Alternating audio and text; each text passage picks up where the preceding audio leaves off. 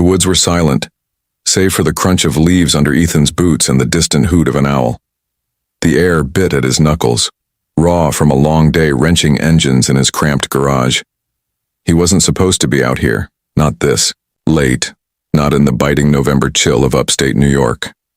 But the shortcut through the forest was faster than the winding road back to his trailer, and Ethan, a man who fixed things for a living, was too tired to care about the shadows.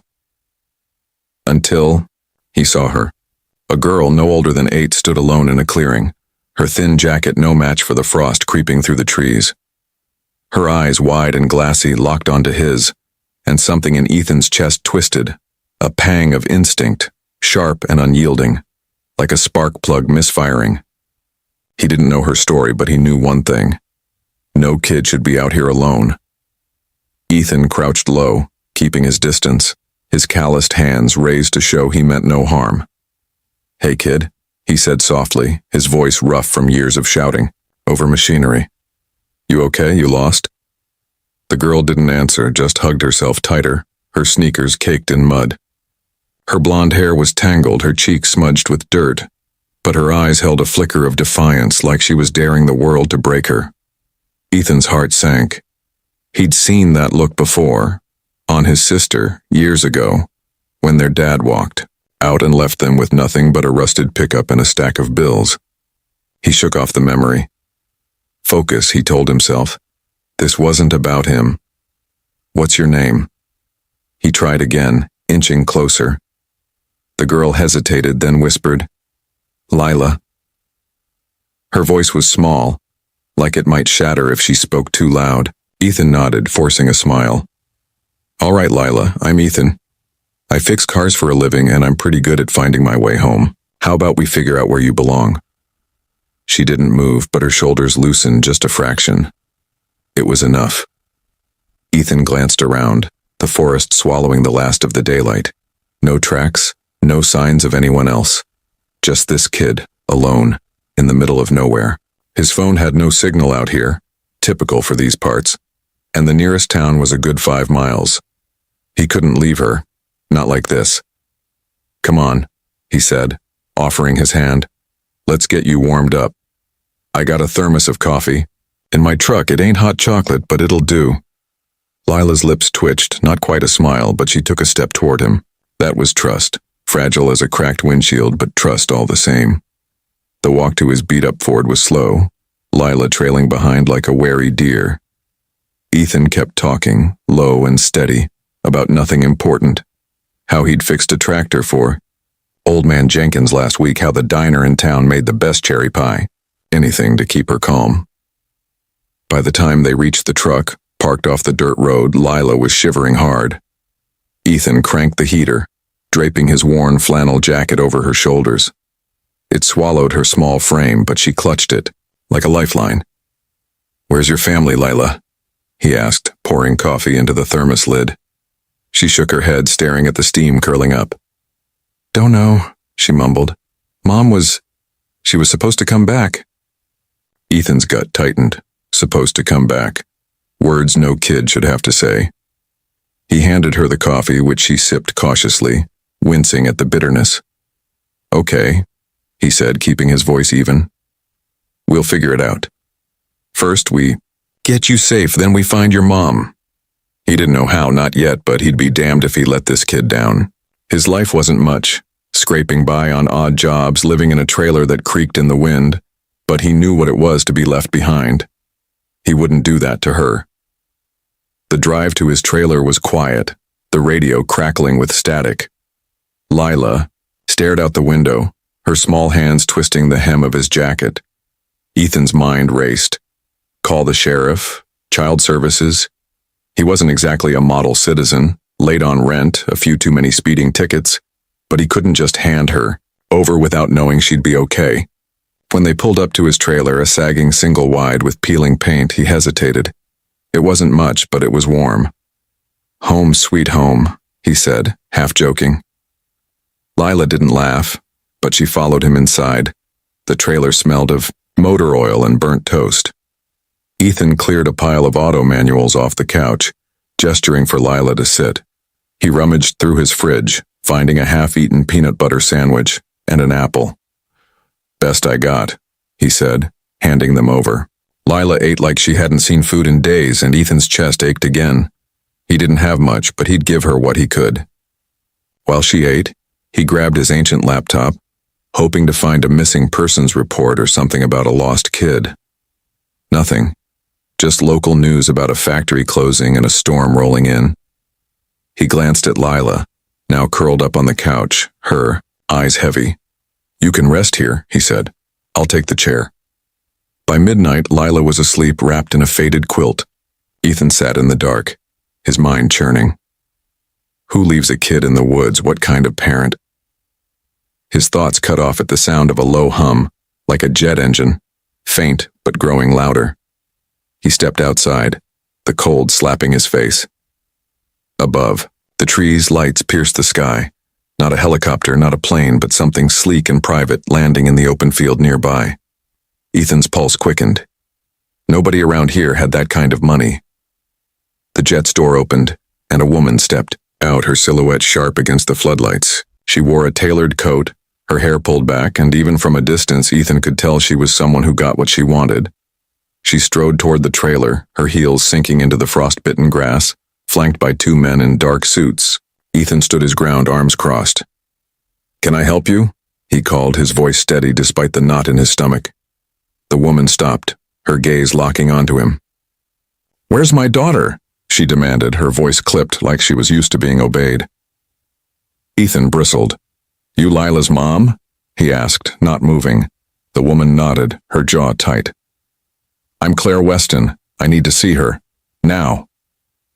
Ethan didn't budge. "Lady, I found your kid wandering alone in the woods, half frozen. You want to explain that?" Claire's face softened for a split second, but her eyes were steel. "It's complicated," she said. "Please, I need to see her." Something in her voice, desperation maybe, made Ethan step aside. He led, her inside, where Lila was still asleep, oblivious to the storm brewing. Claire knelt beside the couch, brushing a strand of hair from Lila's face. Her hands trembled, and for the first time Ethan saw past the polished exterior. She looked like a mother, scared and broken. "Thank you," she whispered, not looking at him. Ethan shifted, uncomfortable. Yeah, well, she's a good kid. Deserves better than being left out there. Claire's shoulders stiffened, but she didn't snap back. Instead, she told him a story that sounded like something out of a movie. She was a tech CEO, running a company worth billions. Lila's father, her ex, had taken their daughter during a custody dispute, hiding her in a cabin upstate to leverage a deal. He'd vanished when things went south, leaving Lila behind. Claire had been searching for days, using every resource, private investigators, drones, even that jet outside. "I didn't know where she was," Claire said, her voice cracking. "I thought I'd lost her." Ethan listened, his anger fading into something heavier.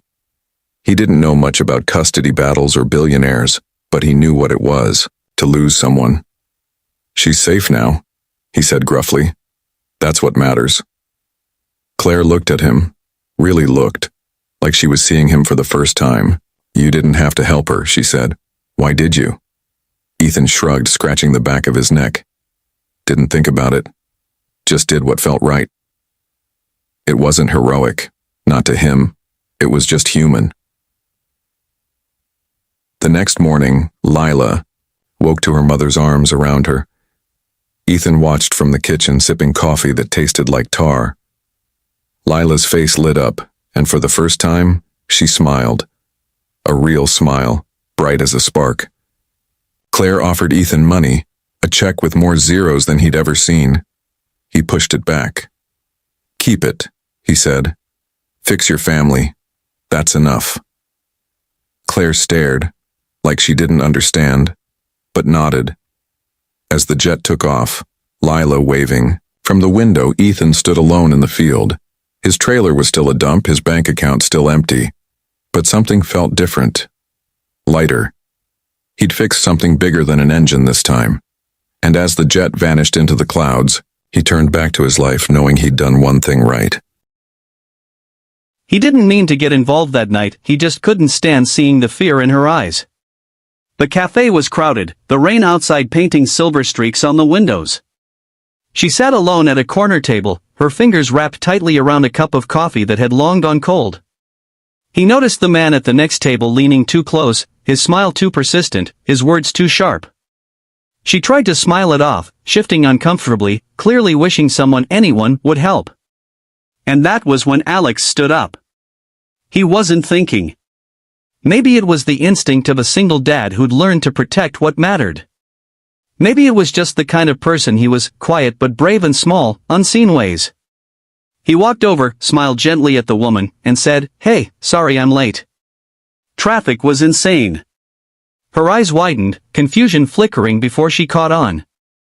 She smiled back, a little shaky but grateful.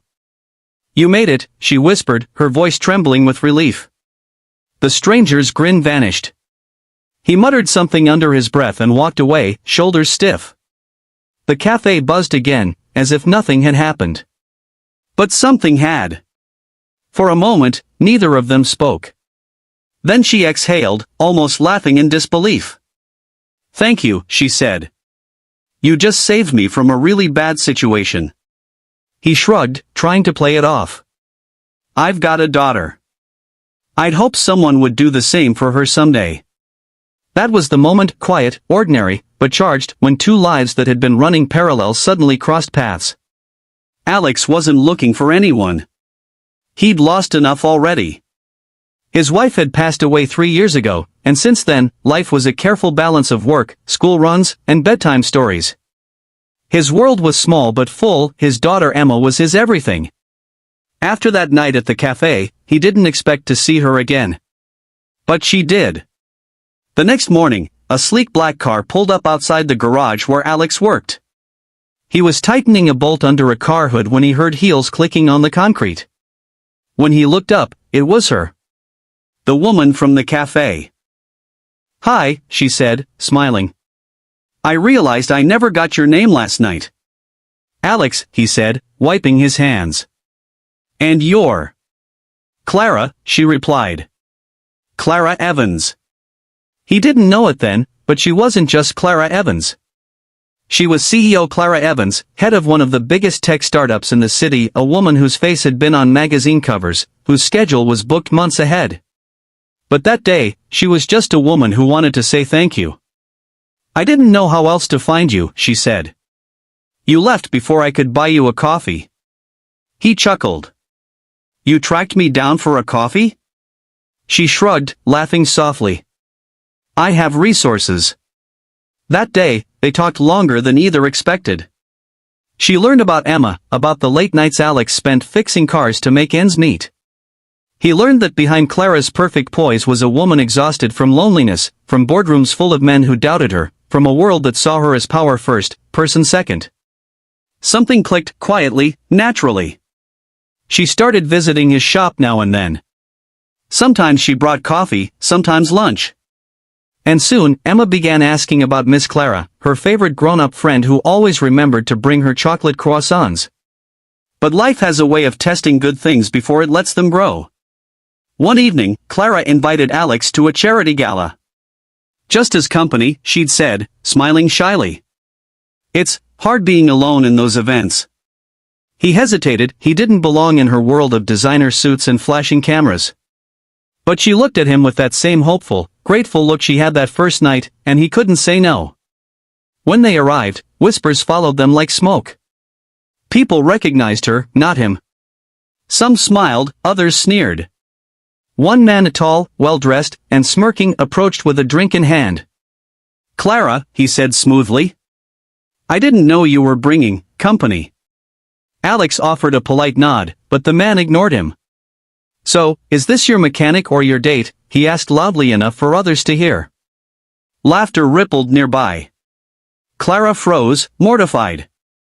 Alex felt his chest tighten, but before he could speak, she took his hand. "He's both," she said firmly. "And he's more of a man than you'll ever be." The room went quiet. Later, outside under the soft glow of streetlights, Alex finally spoke. "You didn't have to say that." "I wanted to," she said quietly. You've been real with me when no one else has. I needed that. He smiled faintly. And I just thought I was pretending to be your date.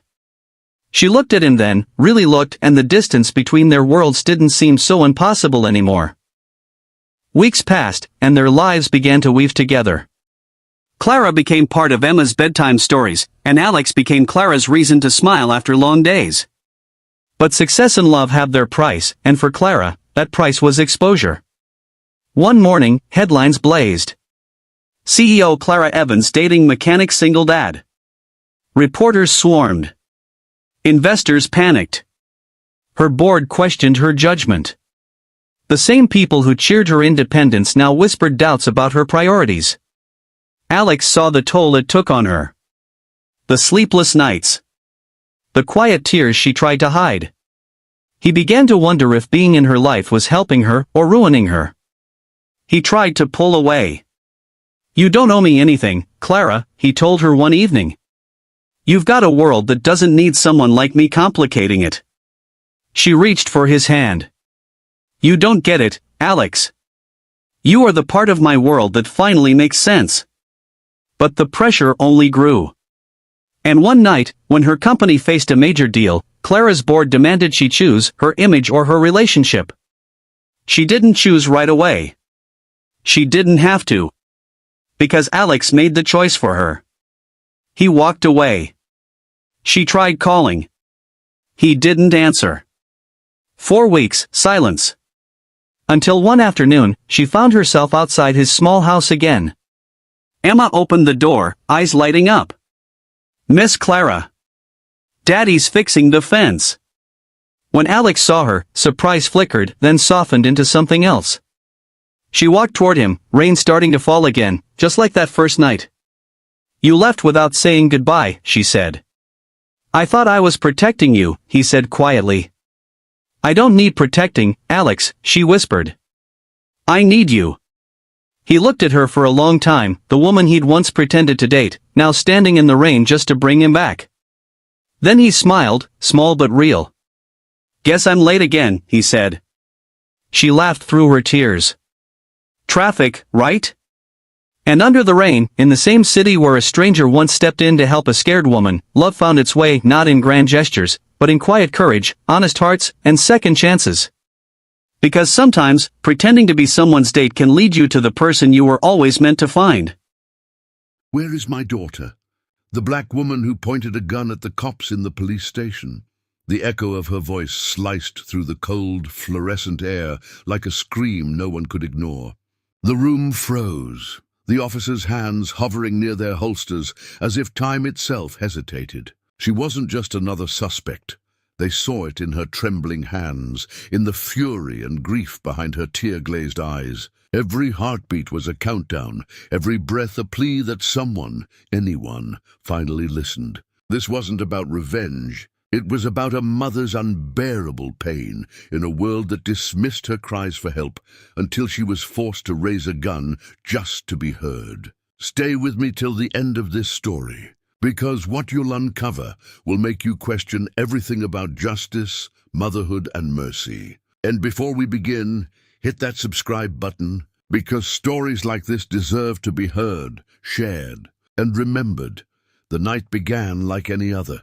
Rain slashing against the cracked windows of the small apartment. Thunder growling like a wounded beast in the distance, but for Danielle Carter, it was the night her entire world vanished. Her daughter Maya, only 10 years old, had left for school that morning, wearing her favorite yellow raincoat and a smile that could melt steel. And by sunset, she was gone. No message, no trace, just a silence that screamed louder than any storm. Danielle tore through the streets of Atlanta, her hair soaked, her breath heavy, stopping at every corner, every store, every alley where light dared to survive the dark. The police had told her to wait 48 hours, but she knew better. She knew the system's clock didn't tick for mothers like her. It wasn't the first time she'd seen the eyes of officers glaze over when a black woman cried out for help. It wasn't the first time they scribbled her pain into their notepads like an afterthought. Inside her chest, panic clawed against her ribs like a wild animal. She had gone from desperate mother to investigator, memorizing every street camera, calling every number in Maya's phone, even breaking into her daughter's social accounts to search for something, anything. Hours became days, and the days became nightmares that wouldn't end. Her apartment turned into a command center, walls plastered with photos, school maps, and names of teachers she barely trusted. The police officer assigned to her case, Detective Holman, a man who reeked of cynicism and cheap coffee, had stopped returning her calls after the second day. "We're doing everything we can," he had said, his voice sterile, his tone rehearsed. But Danielle could see through him. She knew his type, the kind who treated missing black children like they'd simply wandered off instead of being taken. And then came the whisper from an old friend who worked in dispatch that a black SUV had been spotted near the park where Maya's backpack was found, and that one of the cops who responded that night had quietly been transferred out of town. The pieces didn't fit, but her gut told her the truth. Someone inside that police department knew what had happened. By the fourth day, exhaustion had carved itself into her bones, but she refused to collapse. She spent the night sitting on the edge of Maya's bed, inhaling the faint scent of her strawberry shampoo, tracing her small drawings pinned on the wall, smiling suns, stick figures holding hands, and a shaky scrawl that read, "Mommy, you're my hero." That line burned into her soul like a brand. Somewhere out there, her baby was crying for her, and no one cared. The next morning, something inside her snapped, not in madness but in clarity. She stood before the mirror, her reflection hollow but determined. She wore the same army green shirt and cargo pants from her old security job, tied her hair into a neat bun, and slid her father's pistol from the drawer. It felt heavy, not because of its weight, but because of what it meant. Her hands trembled for a second, but then steadied. She wasn't going to hurt anyone, not unless she had to.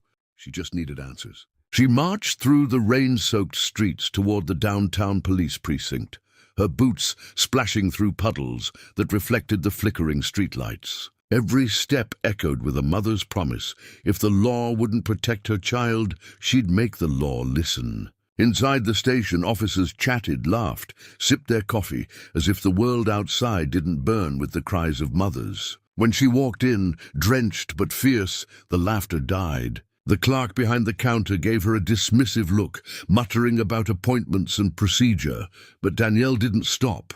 She moved past him, her jaw tight, eyes fixed on the hallway leading to the detective offices. "Ma'am, you can't go back there!" someone shouted, but it was too late. Her hand was already on the gun. She didn't raise it yet. "Where's Detective Holman?" she demanded, her voice shaking but loud enough to fill the room. The officers stared, confused, some annoyed, one already reaching for his holster. "He's not in today," one said cautiously. Danielle's pulse spiked. "Don't lie to me," she hissed. "Where is he? What did you do with my daughter?"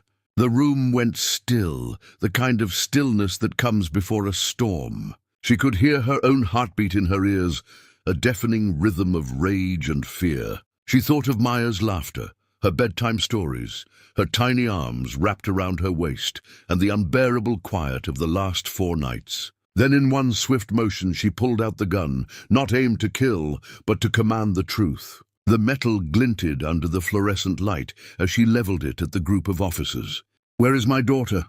she screamed, the words cracking with the weight of every sleepless night, every ignored plea. For the first time, the police listened. No one reached for their weapon. No one moved. And for a single electric second, Danielle Carter had the entire justice system at gunpoint, not out of hatred, but out of love so fierce it had turned into fire. The silence that followed was suffocating, thick enough to choke the truth out of the air as Danielle stood frozen in the middle of the police station, the trembling barrel of her gun slicing through the tension like a blade. The officers exchanged cautious glances, their training clashing with fear, but no one dared to move first, because this wasn't just a suspect. This was a mother on the edge of losing her mind. The captain, Earl Simmons, an older white officer with a scar tracing his temple, slowly stepped forward with both palms raised. "Ma'am, "Let's talk about this," he said gently, the practiced calm of a man who had seen too many crises. But Danielle wasn't fooled. She could see his eyes flicker toward the red panic button under the desk. "Don't," she warned sharply, her voice steady now, the gun unwavering. "If you touch that, I swear I'll—" She stopped herself, swallowing hard. She didn't want blood. She wanted the truth. "I'm not leaving here until someone tells me what happened to my daughter." The captain hesitated, then nodded toward the hallway. "Come with me. We'll talk in my office." For a moment it seemed insane to trust him, but Danielle's instinct told her that standing in the lobby surrounded by twitching cops was worse. She backed toward the door, keeping her gun leveled, forcing him to lead the way. They entered a small interrogation room, the kind meant for criminals, not mothers. The walls were grey, the air cold, and a camera blinked red from the corner like an unblinking eye of judgment. "Close the door," she demanded. He did. "Now sit." Captain Simmons obeyed, his hands flat on the table. "What's your daughter's name?" he asked softly, as though this were a normal report. "Maya Carter, 10 years old. Missing for 5 days, Danielle said. "And your department hasn't done a damn thing." He scribbled something on a pad, pretending professionalism, but his pen faltered when she continued. "You want to know how I know? Because one of your men moved her case file off the system last night. I have the screenshots. Someone's covering it up." The captain's expression hardened, the pretense cracking. "That's a serious accusation," he muttered. Danielle slammed a printed page onto the table, a record from her friend at dispatch. "You tell me what's serious, this or my daughter disappearing after one of your cars was seen parked near the park she vanished from." The man's jaw tightened. His silence was answer enough. Danielle's heart pounded. She could feel the pieces shifting into place, dark and dangerous. "Who was driving that car?" she demanded. "Was it Holman?" His eyes darted away, and that's when she knew. "Oh my God," she whispered, lowering the gun slightly. "It was him, wasn't it?" Simmons didn't reply. The room filled with the hum of the air vent, the faint buzz of the camera. "You people protect your own," she spat bitterly. "Even when it costs a child her life." Her voice cracked on the last word, but her fury returned almost instantly. "I want his address, now." The captain shifted, glancing toward the mirror behind her, the kind that hid watchers on the other side.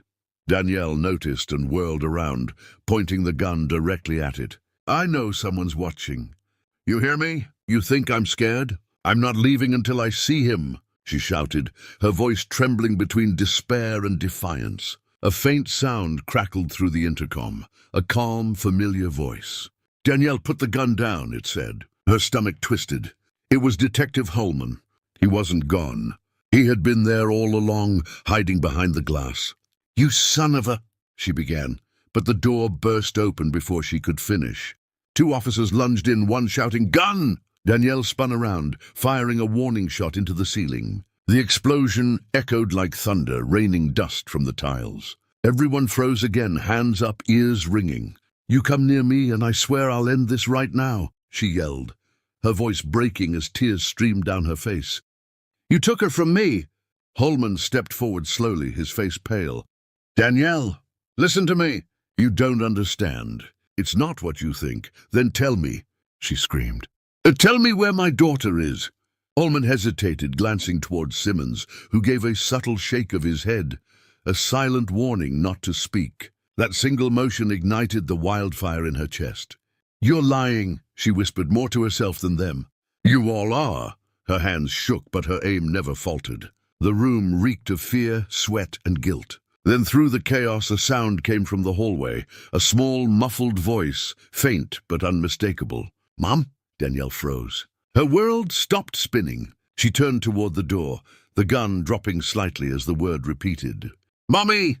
It couldn't be real, but it was. Somewhere, beyond that door, her daughter was alive. They pried the door open on hands and breath, and the room spilled light and a dozen faces.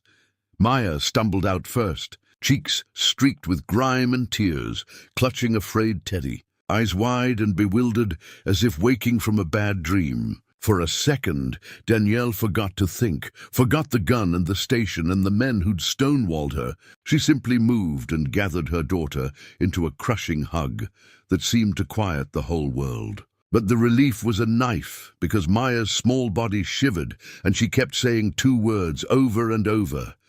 It was him. And when Danielle looked up, the entire room shifted. Holman's face had gone ashen. Captain Simmons's jaw had tightened to a thin, dangerous line, and a new name came out of Holman's mouth like an accusation that refused to be swallowed. Sergeant Anders. The station, once a rigid machine of procedure, buckled into chaos. Officers who had moments ago treated Danielle like a nuisance now glanced at one another with the animal understanding of a pack that knows a predator is among them. He used his badge to get kids to trust him, Holman stammered, voice raw, and Danielle saw for the first time that his hands trembled not with fear of her, but with the shame of being part of the same uniform. Simmons barked orders to secure Anders, but a handful of men stiffened, protective and furious, and for an instant it looked as if the station would split down the middle. Maya clung to Danielle and whispered details only a child would know. How the man smelled like peppermint, how he hummed a lullaby, small compass points that stitched together into a map of betrayal. Danielle's gun felt heavy again, though she no longer aimed it. Anger and grief braided into something colder, a resolve that cut through the fog. She would not let this slide into whispers and transfers and quiet reassignment. If the department could hide one predator, they could hide him again, and she would pry every stone until the truth bled into the open. As they led Anders down the hall, hands cuffed, face stunned, with the first real fear he'd ever felt, Danielle held Maya and let the tears come. But even in that raw relief, she made a promise aloud. To the officers, to the cameras, to the empty corners of the city that had watched her plead in silence. Justice would be more than a paper file and a whispered apology. It would be a reckoning, and she would be the mother who kept it from being forgotten. The world outside the police station had changed by morning. Flashing lights and news vans crowding the street. Reporters shouting questions as Danielle stepped out with Maya in her arms, both wrapped in the same blanket that smelled of smoke and rain. She wasn't the terrified mother who had walked in with a gun anymore. She was the woman who forced a city to see what it had ignored. Inside, Sergeant Anders sat handcuffed, his face pale, his uniform stripped, while Detective Holman and Captain Simmons argued in low, bitter tones, each trying to explain how a monster had worn their badge without anyone noticing. Danielle didn't care for their excuses. All she saw was her daughter's trembling hand, clutching hers, and the truth that almost got buried by protocol. The investigation that followed was swift and brutal. Evidence surfaced. CCTV footage, witness accounts, hidden files that exposed years of silence, and the press tore the department open like a wound that could no longer be stitched. Holman finally confessed on record that complaints against Anders had been dismissed, and Simmons resigned after being linked to the cover-up. But Danielle wanted more than resignations. She wanted justice that meant something, not just words on paper. In court, Anders sat behind glass, staring blankly as Maya took the stand, her small voice shaking but clear as she told the world what he'd done, the peppermint smell, the lullabies, the lies. The jury didn't take long, guilty on all counts. The verdict made headlines, but for Danielle it was only half the battle. She turned her anger into action, founding a support group for parents of missing children, pushing new laws for faster response times, and standing before cameras as the face of a movement born from heartbreak. People called her brave, but she never felt it. Bravery, she realized, was just what happens when love has no other choice. That night, as she tucked Maya into bed for the first time in months, the little girl whispered, "You came for me, Mommy." Danielle smiled through her tears and kissed her forehead. "Always," she said softly. Outside, the city lights flickered like tiny stars against the dark, and for the first time in forever, the night didn't feel like an enemy. It felt like peace, earned the hard way. The restaurant buzzed softly with the hum of laughter, clinking glasses, and romantic music. But for Clara Evans, the sound only made the silence at her table feel heavier. She sat by the window, hands folded tightly around a glass of untouched water, the candlelight flickering across her face. It had been nearly 40 minutes since the time her blind date was supposed to arrive. Her phone screen still showed the same unopened message she'd sent half an hour ago. "Hey, just checking if you're on your way?" No response. Just those 3 small dots that never appeared. Her heart wasn't just bruised, it was exhausted. 2 years after her fiancé walked out of their wedding rehearsal and disappeared overseas, Clara had sworn she'd never give love another chance. Yet here she was, because her best friend wouldn't stop insisting that maybe, just maybe, love could start again when you least expected it. But tonight seemed to prove otherwise. If you believe in kindness, second chances, and the magic of unexpected love, take a moment to like, comment, share, and subscribe, because this story might just remind you that miracles don't always look the way we imagine them to. As Clara stared out the window, the evening drizzle began to blur the world beyond the glass. Couples strolled under umbrellas, waiters hurried with trays, and somewhere inside her chest, a quiet ache began to whisper the same old tune, that maybe she wasn't meant for love after all. The waiter passed by with a sympathetic smile. She forced one back, pretending it didn't sting. She was about to gather her purse and leave when the soft chime above the door rang. 2 little girls, no older than 6, stepped inside the restaurant. They were identical, down to their strawberry blonde curls tied in matching ribbons and tiny rain boots splattered with mud. They stood at the entrance whispering to each other before scanning the tables with curious eyes. Then, one of them spotted Clara. She tugged the other's hand and walked straight toward her. Clara blinked in confusion. "Oh, hello," she murmured, looking around for their parent. But before she could say anything else, one of the twins looked up at her with those wide hazel eyes and said, "Our daddy's sorry he's late." The words hung in the air like a drop of honey, slow and unexpected. Clara's lips parted, but no sound came out. What?" she finally managed. The second twin nodded earnestly, holding out a slightly crumpled napkin. "He told us to find the pretty lady in the red dress and tell her he's parking the car." Clara blinked again. The red dress. That was what she'd mentioned in her dating profile for tonight's meeting. Her breath hitched slightly as realization began to dawn. Her date. The man she thought had stood her up. Had sent his daughters ahead.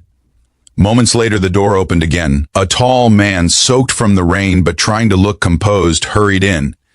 His brown hair was damp, his shirt sleeves rolled up, and a look of pure panic danced across his face as his eyes found the twins. Then he spotted Clara and froze. "I am so sorry," he began as he approached, voice warm but breathless. "There was an accident on the highway and daycare closed early and, well, these 2 refused to stay behind." Clara's initial frustration softened as she looked at the girls, who were now climbing into their seats beside her, giggling as if this was the most normal blind date in the world. "So," she said, half smiling, "I'm guessing you must be Daniel?" He nodded, brushing the rain from his hair. "Daniel Brooks, single dad, terrible at being on time, apparently." As the waiter approached, the girls started coloring on the paper menus while Daniel ordered 2 small bowls of fries and 2 lemonades. Clara couldn't help but notice the quiet tenderness in the way he spoke to them. Patient, gentle, full of warmth. It wasn't the picture-perfect date she imagined, but something about it felt real. Over dinner, Daniel explained that his wife had passed away 3 years ago after a long illness. Since then, life had revolved around his daughters, Emma and Ellie. He hadn't dated in years, but his late wife's sister had insisted he try again. "She said I need adult conversation," he said with a shy chuckle. Clara listened quietly, feeling the soft ache in his words mirror her own. She shared about her broken engagement, how she'd lost faith in love and almost canceled tonight's date. By the time dessert arrived, the rain had stopped, and laughter had replaced the silence that once filled her table. But as the night grew deeper, Clara began to notice something unspoken, a flicker of fear in Daniel's eyes whenever he glanced at his daughters. When the twins dozed off in the booth beside him, he finally spoke the words that had been sitting heavy in his heart. "They're all I have," he said quietly. "Every decision I make, every plan, starts and ends with them. I don't even know if I'm capable of giving someone the space they deserve. I don't want to hurt anyone again by not being enough." Clara's chest tightened. She saw the same weariness she carried in her own reflection, the fear of hoping again. She reached across the table, her hand brushing his. "Maybe it's not about being enough," she said softly. "Maybe it's about finding someone who understands that love doesn't have to be perfect. It just has to be kind." Daniel looked at her for a long time, his eyes glimmering with something between gratitude and disbelief. For the first time in years, he didn't feel like a broken man trying to survive. He felt seen. They talked until closing time. He carried his sleeping daughters to the car while Clara followed under the streetlights, umbrella in hand. Before leaving, he turned to her and smiled. That hesitant, hopeful kind of smile that comes only when a heart decides to risk again. "Can I call you?" he asked. She nodded. "I'd like that." Days turned into weeks. Texts turned into late-night calls, and calls turned into small adventures. Park picnics with the twins, Sunday breakfasts, helping with school projects. Slowly, love began to bloom in unexpected corners of their lives. Clara found herself painting again, something she hadn't done since her heartbreak. And Daniel started writing the stories he used to dream of finishing before life fell apart. But love, as gentle as it can be, is never simple. One evening, Daniel called her over, voice heavy. "I got a promotion," he said, "but it's in Chicago. I'd have to move next month." Clara froze. Chicago was hundreds of miles away. The twins needed stability, and she had just rebuilt her life here. The silence between them was painful. He looked down, rubbing his forehead. "I don't expect you to wait or to follow. I just didn't want to disappear without saying it." That night, Clara lay awake, replaying every moment. The laughter, the rain, the way the twins called her Miss C. She realized love wasn't about convenience or perfect timing. It was about choosing someone, even when life made it difficult. The next morning, she drove to his house with a small envelope. Inside was a hand-painted card, a watercolor of two little girls running under umbrellas, and beneath it the words, "Every love story deserves a second chance, even if it begins in the rain."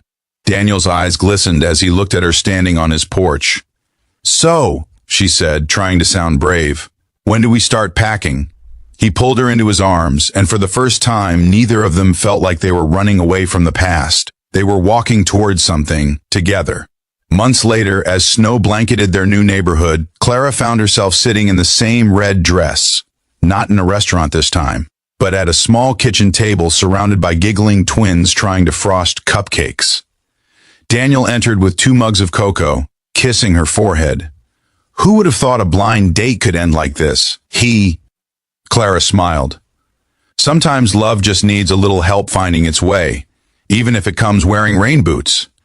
As the twins laughed, the warmth of the kitchen wrapped around them like the quiet promise of a life reborn from broken pieces. If this story touched your heart, if you believe love can heal, no matter how late it arrives, please like, comment, share, and subscribe to help us spread more stories about hope, kindness, and second chances. Before you go, tell us in the comments, would you have stayed at the restaurant if your blind date was late? Sometimes the best stories begin right when we're about to give up on happy endings. A baby's cry pierced through the crowded cabin of the late-night flight, cutting through the chatter, the rustling of snack wrappers, and the hum of the engines. Passengers shifted uncomfortably in their seats, exchanging impatient glances as the cries grew louder, sharper, and more relentless. The source was a tiny baby cradled in the arms of a young woman dressed in a tailored suit, her hair perfectly styled, yet her trembling hands betrayed her panic. She was no ordinary passenger, she was a CEO, known for commanding boardrooms and making billion-dollar decisions. But in that moment, on that flight, none of her power or confidence could stop her child from crying. And what happened next would leave the entire crew, and every passenger on board, speechless. She tried everything, rocking, bouncing, whispering soothing words, but the baby only cried harder. Her face flushed with embarrassment as she caught the annoyed stares of fellow travelers. A few muttered complaints floated in the air. Why can't she control her baby? Some of us need to sleep. The CEO's eyes filled with tears. She had faced ruthless competitors, aggressive investors, and the pressure of leading a global company, yet nothing had prepared her for this helplessness. She wasn't just tired, she was alone. Her husband had walked out months ago when the weight of parenthood clashed with his own ambitions, leaving her to balance an empire and motherhood at once. She hadn't even wanted to take this flight, but a crucial deal awaited her on the other side. And now, she felt she was failing in the most human way possible. Unable to comb her own child. Across the aisle sat a man in his early 30s, worn jeans and a simple shirt. He had the kind of presence most people overlooked, quiet, unassuming. But his eyes, sharp and observant, had been following the CEO's struggle. He wasn't irritated like the others.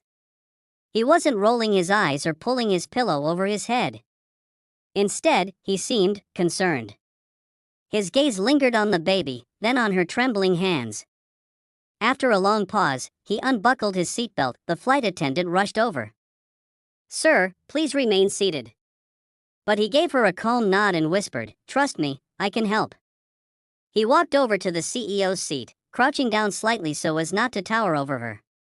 She stiffened, clutching her baby tighter, afraid of judgment. But his voice was steady, gentle. "May I?" he asked softly, extending his arms. The CEO blinked, confused. "What?" "I'm a single dad," he explained, a faint smile touching his lips. "I know that cry. That's not just fussing, your baby's exhausted. I can help calm her down." The woman hesitated. She didn't know this man, didn't know him trust. Yet something in his eyes, kind, unwavering, made her believe him. With trembling hands, she placed her baby into his arms, and then, something remarkable happened.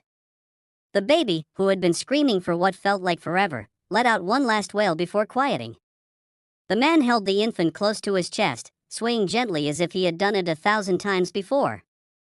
Within minutes, the cries softened into tiny hiccups, then faded into steady breathing. The baby was asleep. The cabin fell silent. Every passenger who had been irritated now watched in awe. The crew exchanged looks of disbelief. The CEO pressed a hand to her lips, her eyes welling with tears, not just from relief, but from a deep ache she had carried alone. When the man handed her baby back, she whispered, "How did you do that?" He shrugged softly, his voice carrying the weight of unspoken struggles. "When you've raised a baby on your own, you learn. Nights like these, you get used to them." Her heart twisted. For the first time in months, someone understood. The rest of the flight passed with an unexpected peace. The baby slept soundly, the CEO leaned back with tear-streaked cheeks, and the passengers, once restless, now whispered about the mysterious man who had silenced a storm with nothing but patience and love. But what she didn't know was that this stranger's story was far heavier than she imagined, and before the flight landed, his truth would leave her shaken to the core. When the plane touched down hours later, the CEO couldn't shake the stranger from her thoughts. She wanted to thank him properly, maybe even know his name. But before she could gather the courage, the crew announced that one of the passengers, the same man, needed assistance exiting the flight. Confusion rippled across the cabin. She rose from her seat and hurried toward the aisle, baby in her arms, just as the man stood with a small duffel bag slung over his shoulder. A faint limp slowed his steps. The CEO's breath caught. She hadn't noticed before, but his movements were stiff, weary, as if life had taken more from him than he let on. Outside the gate, she finally approached him. "Wait, please. At least tell me your name." He turned, the corners of his mouth lifting in a tired but genuine smile. "Daniel." She studied him, torn between curiosity and gratitude. "Why did you help me?" "You didn't have to." His eyes softened. "Because I know what it's like to be judged. To feel like you're failing when you're just trying to hold it all together. My little girl, she's 6 now. I raised her alone since the day she was born. People looked at me like I couldn't do it. But I did. And when I saw you tonight, I knew you didn't need criticism. You needed someone to remind you you're not alone." The CEO's throat tightened. For years, she had prided herself on being unbreakable, untouchable. Yet here was a man who had faced struggles she couldn't imagine, speaking to her not with pity, but with quiet strength. Tears blurred her vision as she whispered, "Thank you." He nodded once, almost as if to say the conversation was enough. Then he turned to leave. But just before disappearing into the crowd, Daniel glanced back, his voice carrying across the noise of the airport. "One more thing, don't ever believe that asking for help makes you weak. Sometimes, it's the bravest thing you can do." The CEO stood frozen, her baby warm against her chest, as his words sank in. She realized then that the greatest lesson hadn't come from boardrooms or business empires. It had come from a stranger on a midnight flight, a single dad whose quiet act of kindness had silenced not just her baby's cries, but the storm inside her heart. That night changed her forever. She walked away from that gate not just as a CEO, but as a mother who understood that strength wasn't about doing it all alone, it was about letting love, even from strangers, remind us we are human. And sometimes, humanity is the most powerful thing of all. Rain drizzled down the cracked windshield as Ethan sat in his old pickup truck, staring at the tiny box wrapped in faded red paper. It wasn't much, just a small silver pendant he bought from a thrift store for $15, the last bit of money he had until payday. But for some reason, it felt important. Maybe because it was his first date in years.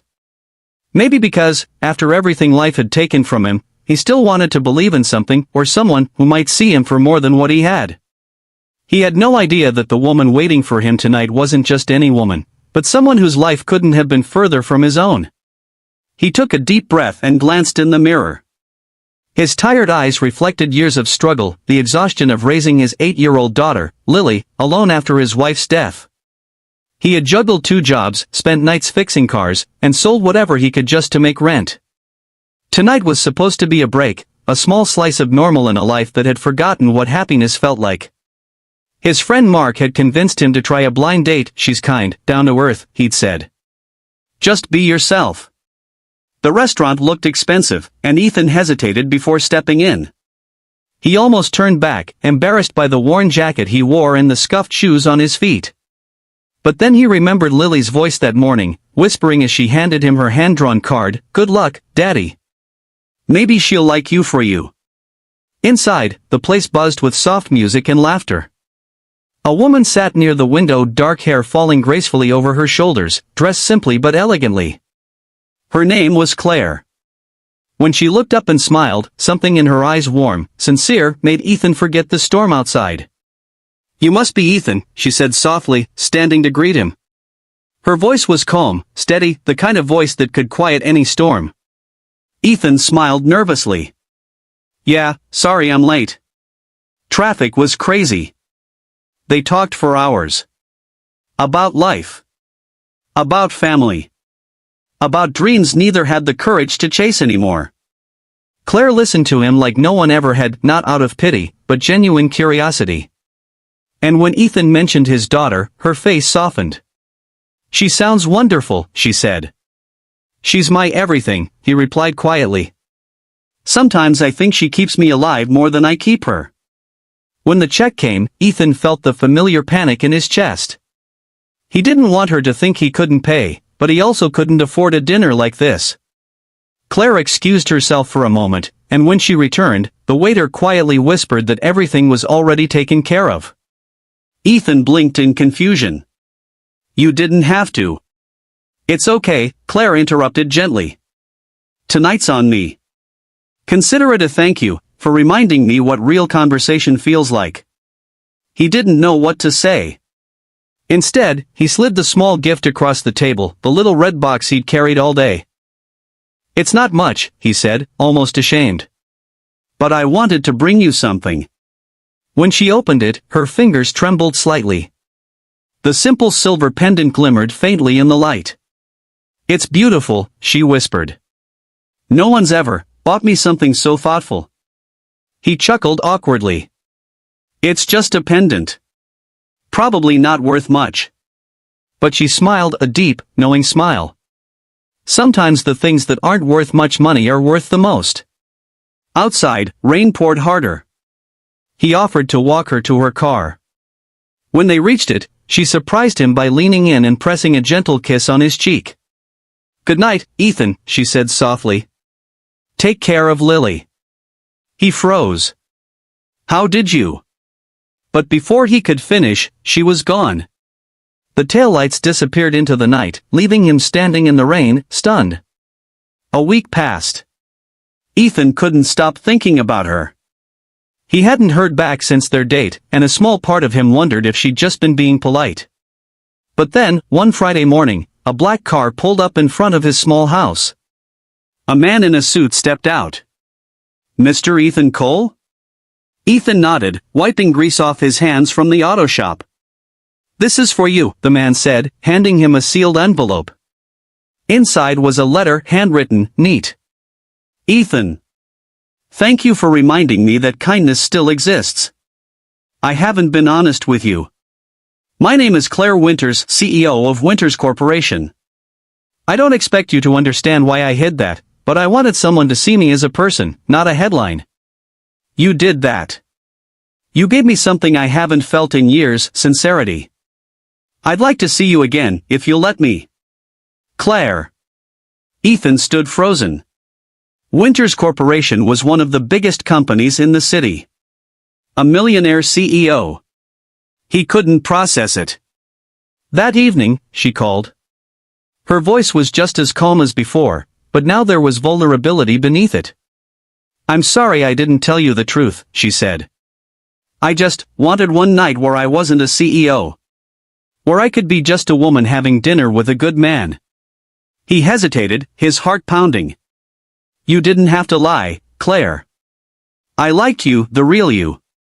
Silence hung for a moment before she whispered, Can I see you again? They met at a park this time, simple and quiet. She came without makeup, wearing jeans and a sweater. No bodyguards, no fancy cars. Just her. And when Lily ran up to show her the drawing she'd made, Claire knelt down, smiling through tears. She's incredible, Claire said softly. You're doing an amazing job, Ethan. Ethan's voice broke. I'm just trying to give her a good life. Even when I can't give her everything. Claire took his hand, her fingers gentle but firm. You already have. You've given her love. That's more than most people ever get. Weeks turned into months. Their bond deepened. Claire would visit the garage, bringing lunch, sometimes helping Lily with homework.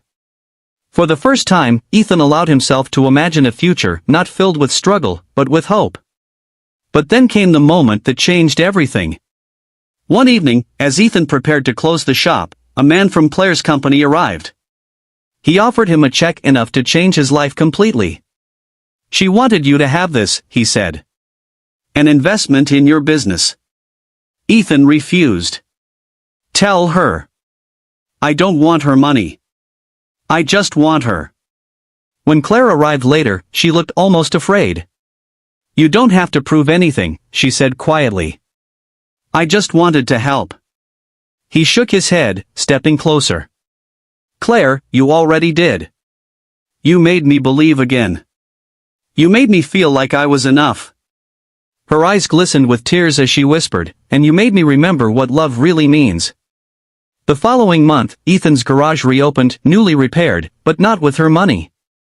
With his effort, his persistence, and the support of a woman who stood beside him, not above him. On their anniversary, Claire wore the same silver pendant he had bought with his last $15. As they danced under the soft lights of the garage, she looked up at him and smiled.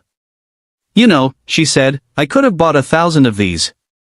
But this one's priceless. He smiled, pulling her close. Because it's the only one that came from love, not money. And as Lily laughed nearby, spinning with a sparkler in her hand, Ethan realized something he hadn't felt in years, peace. He'd spent his last $15 not on a gift, but on the beginning of a forever. The pendant wasn't silver anymore. It was golden, meaning a reminder that sometimes, love finds you when you have nothing left to give, and gives you everything you never knew you needed.